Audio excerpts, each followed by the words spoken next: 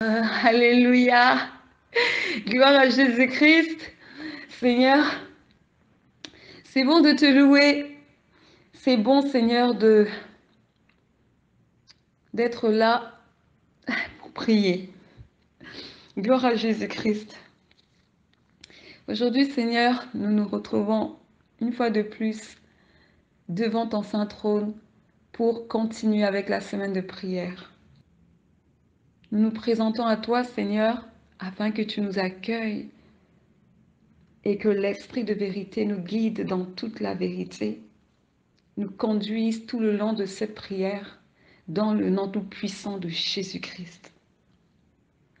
Aujourd'hui, Éternel, nous prions pour nos bien-aimés, afin que tu les aides à bâtir leur vie de couple et leur mariage en s'appuyant sur ta parole de vie et la saine doctrine. Amen. Éternel, toi qui es l'auteur du mariage, tu es celui qui possède les clés d'un mariage réussi, ainsi que les clés du bonheur, car tu es le Dieu créateur. Tu connais toutes choses et tu sais toutes choses, Éternel, rien ne t'est caché. C'est pourquoi nous nous tournons vers toi. Nous confions le sort de nos bien-aimés entre tes saintes mains, afin que tu agisses dans le nom tout-puissant de Jésus-Christ. Genèse 2,18 nous dit ceci. L'Éternel Dieu dit, il n'est pas bon que l'homme soit seul. Je lui ferai une aide semblable. Amen. Père éternel, dans ton plan, tu n'as pas voulu que l'homme soit seul. Tu as comblé ce vide en mettant à ses côtés une aide. Tu as suscité cette aide pour qu'ensemble ils puissent accomplir ta volonté et être heureux. Car ce n'est qu'en accomplissant ta volonté qu'ils seront heureux. Car si nous lisons dans ta parole, dans le livre de Deutéronome 28, on nous parle de l'obéissance et de la malédiction.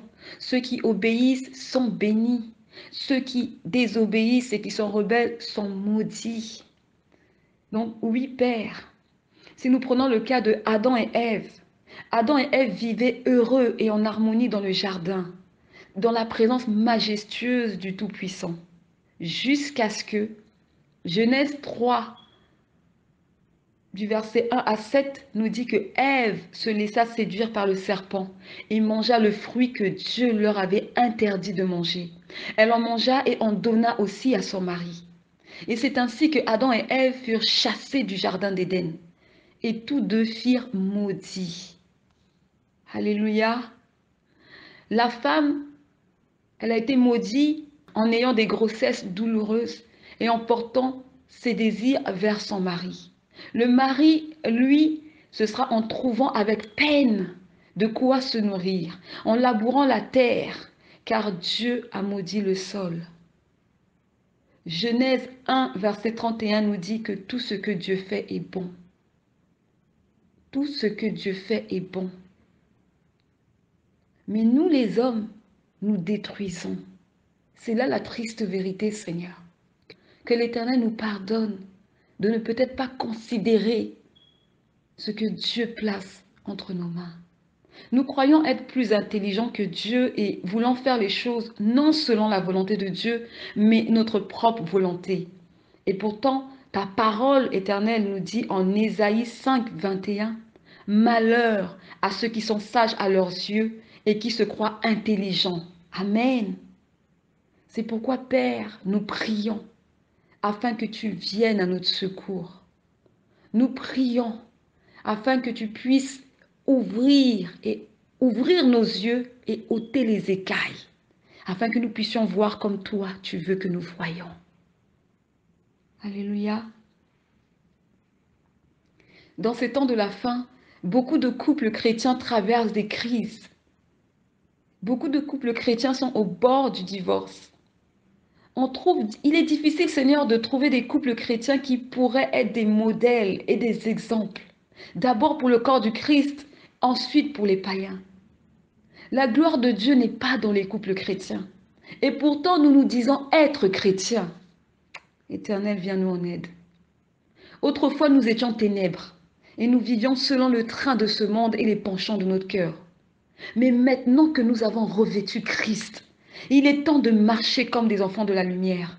portant du fruit et se démarquant de ceux dont l'intelligence est obscurcie et que le prince de ce monde a aveuglé. Dans le nom tout-puissant de Jésus-Christ. Oui, Père, nous prions, car nous voulons voir ta gloire dans nos mariages et ceux de nos bien-aimés. Nous prions, afin que tu suscites des couples marchant dans la crainte de Dieu. Alléluia. Et œuvrant ensemble pour l'avancement du royaume des cieux. Comme il est écrit dans les livres des Actes, Actes des apôtres au chapitre 18, du verset 26 à 27, au sujet de Aquilas et Priscille. Ce couple qui servait Dieu et qui, à un moment donné, ont œuvré aux côtés de l'apôtre Paul et l'ont même hébergé. Amen. Père, nous prions dans le nom tout-puissant de Jésus-Christ. Que le Saint-Esprit aide les couples à prendre conscience qu'ils portent le témoignage de Christ en eux et qu'ils doivent rechercher l'excellence dans leur foyer afin que Christ soit glorifié, afin de ne pas donner la place ni la victoire au diable, afin d'être des témoignages et des modèles dans le nom tout-puissant de Jésus-Christ. Père, nous prions afin que le Saint-Esprit attire les cœurs des couples chrétiens mariés, hommes et femmes, à confier leur vie de couple et l'éducation de leurs enfants entre les mains du Seigneur Jésus-Christ, dans l'obéissance et la crainte. Alléluia. Père éternel, nous prions dans le nom tout-puissant de Jésus-Christ, que le Saint-Esprit aide les couples à développer un culte familial, où le couple et les enfants prient et partagent la parole ensemble. Aujourd'hui, Seigneur, dans les couples, on ne sait plus qui détient l'autorité. On ne sait plus si c'est la femme qui est devenue le mari. On ne sait plus si c'est l'homme qui est devenu la femme. Les enfants prennent autorité sur les parents. Les parents ont peine à éduquer leurs enfants. Beaucoup de couples chrétiens n'enseignent même pas à leurs enfants la parole à la maison, comme la Bible nous le recommande. C'est pourquoi nous prions afin que tu interviennes. Nous prions, Seigneur, afin que tu accordes ta grâce et ta miséricorde, afin, Seigneur, d'agir dans les couples, dans le nom tout-puissant de Jésus-Christ. Alléluia. Josué 24, 15 nous dit ceci: « Moi et ma maison, nous servirons l'Éternel. » Cela veut dire qu'un couple chrétien est censé vivre leur vie de couple selon la parole du Seigneur Jésus-Christ. Ils sont censés enseigner leurs enfants selon la parole du Seigneur Jésus-Christ, afin que cette maison, afin que ce foyer reflète Christ. Mais ce n'est pas le cas en ce moment, Seigneur. Il y a beaucoup de mélange.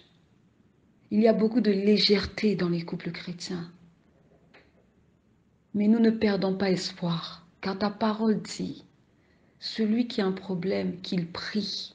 Ta parole dit, confie ton sort entre les mains de l'Éternel et il agira. Alors c'est ce que nous faisons aujourd'hui, Seigneur. Nous préférons prier parce que nous avons foi qu'en priant, Dieu interviendra, Dieu agira. Dans le nom tout-puissant de Jésus-Christ. Alléluia. Oui, et Père éternel, nous voulons voir des foyers en feu pour le Seigneur Jésus-Christ, comme au temps des actes des apôtres. Nous voulons voir des foyers où le mari et la femme, d'un commun accord, acceptent d'ouvrir leur maison pour Christ, afin que la parole soit enseignée. Nous voulons voir, Seigneur, des foyers d'un commun accord qui acceptent d'héberger des bien-aimés dans la foi, des jeunes convertis, dans le nom tout-puissant de Jésus-Christ. Père, nous voulons voir le changement. Délivre-nous de l'esprit de la médiocrité. Délivre les couples chrétiens de cet esprit de médiocrité. Oui, Éternel. Mais dans les couples chrétiens, le désir d'exceller, le désir de permettre au Saint-Esprit de travailler, de bâtir, dans le nom tout-puissant de Jésus-Christ. Nos couples éternels ne peuvent pas continuer à ressembler à ceux des païens.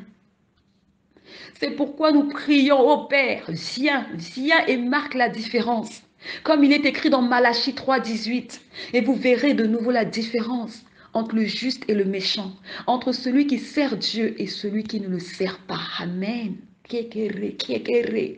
Père, nous prions afin que tu mettes également la différence dans les couples de ceux qui ont le désir de bâtir leur couple selon la saine doctrine. Nous prions dans le nom tout-puissant de Jésus-Christ et te présentant leur cœur, afin que le Saint-Esprit aide les couples à développer la patience, afin que par ta grâce éternelle, ils apprennent à se supporter l'un l'autre. En temps d'épreuves et difficultés, que le couple se tourne tous deux vers toi en prière et se console mutuellement en serrant ta parole dans leur cœur. Alléluia. Seule ta parole peut nous faire tenir ferme, Seigneur, face aux difficultés, face au combat, face aux épreuves. Seule ta parole. Alléluia. Nous prions, Père, dans le nom tout-puissant de Jésus-Christ, afin que tu revêtes les couples de nos bien-aimés d'humilité, de sorte à ce qu'ils puissent vivre avec simplicité de cœur. Jésus-Christ était simple. Jésus-Christ était simple. Soyons imitateurs de Christ. Alléluia. Afin que personne n'ait une trop haute opinion de soi. Père, nous prions dans le nom tout-puissant de Jésus-Christ, afin que tu touches les cœurs des couples mariés à rechercher la pureté de cœur, afin qu'ils puissent s'aimer d'un amour sincère et bâtir sur le fondement de Christ. Nous prions afin qu'ils puissent bâtir leur couple selon la parole de Christ, la vérité et non le mensonge. Alléluia. Père Saint, nous prions afin que le Saint-Esprit dirige les couples à vouloir faire de leur couple des maisons où règne la joie, où règne la paix du Seigneur, dans le nom tout-puissant de Jésus-Christ.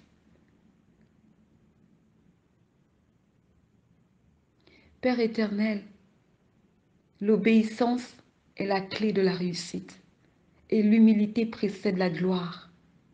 Amen. C'est pourquoi nous prions afin que tu délivres les couples mariés de l'orgueil, dans le nom tout-puissant de Jésus-Christ, car l'orgueil détruit et tue l'amour. Éternel, là où il y a l'orgueil, il ne peut pas y avoir construction, il ne peut pas y avoir avancement, il ne peut pas y avoir entente. L'orgueil, c'est ce qui a précipité le diable, c'est ce qui a fait que le diable a été chassé du royaume des cieux. Alors, nous prions, Éternel, afin que nous puissions comprendre, nous les enfants de Dieu, que l'orgueil est notre ennemi numéro 1. Que nous puissions comprendre que l'orgueil ne devrait pas faire partie de notre quotidien, mais que nous puissions crier à Dieu afin que l'Éternel nous revête d'humilité, que l'Éternel nous revête de simplicité de cœur. Amen. Merci Seigneur pour ta grâce. Nous prions, Éternel, afin que tu brises en eux toute résistance, que tu renverses toute hauteur et forteresse qui les empêche de s'épanouir dans leur vie de couple et de bâtir leur maison sur le roc dans le nom tout-puissant de Jésus-Christ. Éternel, nous prions afin que le Saint-Esprit enseigne et dirige les couples continuellement à bâtir leur maison sur le fondement de Christ et non sur leur propre sagesse. Toute personne qui a voulu bâtir sur sa propre sagesse finit par échouer. Toute personne qui pense avoir la solution ou la réponse sans même que Dieu ne lui ait parlé, sans même que Dieu ne lui ait donné une direction, cette personne finira par être dans la confusion et elle se perdra. Parce que celui qui nous guide, c'est le Saint-Esprit. Et celui qui nous guide dans toute la vérité, c'est le Saint-Esprit. Alléluia. Père, nous te disons merci pour ta grâce qui va agir dans la vie des couples mariés de nos bien-aimés. Merci Père pour le changement et les transformations que tu vas apporter au sein des couples chrétiens. Merci Père, car tu vas te révéler davantage à eux, afin qu'ils comprennent le but du mariage selon Dieu et non selon leur propre conception. Nous nous attendons à toi, ô Éternel, et nous avons foi que l'Éternel Dieu Tout-Puissant fera toutes choses nouvelles dans beaucoup de couples chrétiens, et même les païens se hâteront pour demander conseil auprès d'eux. Père, d'autres seront invités sur des plateaux télé pour donner conseil aux couples ou encore témoigner de ce que Christ a fait dans leur couple. Alléluia. Père, nous prions afin que tu suscites dans les cœurs des couples mariés, hommes et femmes, de continuer à développer le fruit de l'esprit et permettre au Saint-Esprit de travailler dans leur cœur et leur caractère afin de pouvoir être soumis et obéissants au Seigneur Jésus-Christ dans le nom tout-puissant de Yeshua Mashiach. Ta parole nous dit en Jean 15, 8, si vous portez beaucoup de fruits, c'est ainsi que mon Père sera glorifié et que vous serez mes disciples. Alléluia. Gloire à Jésus pour sa parole de vie. Gloire soit rendue à l'Éternel, Dieu Tout-Puissant et son Fils Jésus-Christ pour ce moment de prière. Merci Saint-Esprit de m'avoir conduit ainsi. Merci de nous avoir mis à cœur ce thème. Car à quoi bon se marier si c'est pour y mourir spirituellement? Dans le mariage de Dieu, il y a la vie. Dans le mariage de Dieu, il y a la joie. Dans le mariage de Dieu, il y a la paix, il y a l'amour et le bonheur, qu'on ne nous trompe pas, que le diable ne nous trompe pas. Avant, nous étions dans le monde. Mais une fois que le Seigneur nous a touchés, il nous a apporté ce qu'on ne connaissait pas, la paix qui vient de Jésus, pas comme le monde nous la donne. Le Seigneur nous a donné la joie. Il nous a donné les fruits de l'esprit, des choses que nous ne connaissions pas quand nous étions dans le monde. Ces choses doivent nous accompagner dans notre foyer. Ces choses doivent nous accompagner dans notre travail. Ces choses nous accompagnent partout où nous allons. Nous ne pouvons pas juste choisir de se comporter d'une telle manière à un certain endroit et arriver à un autre endroit, être quelqu'un d'autre. Non. Remettons tous les aspects de notre vie, tous les domaines de notre vie entre les mains du Saint-Esprit. Et ainsi, lui nous guidera dans toute la vérité. Et ainsi, lui nous dira quoi faire, nous orientera. Alléluia. Oui, Éternel, nous prions que cela soit notre partage et celui de nos bien-aimés, dans le nom tout-puissant de Jésus-Christ. Que toute la gloire te revienne. Merci Seigneur. Alléluia. Amen. Amen.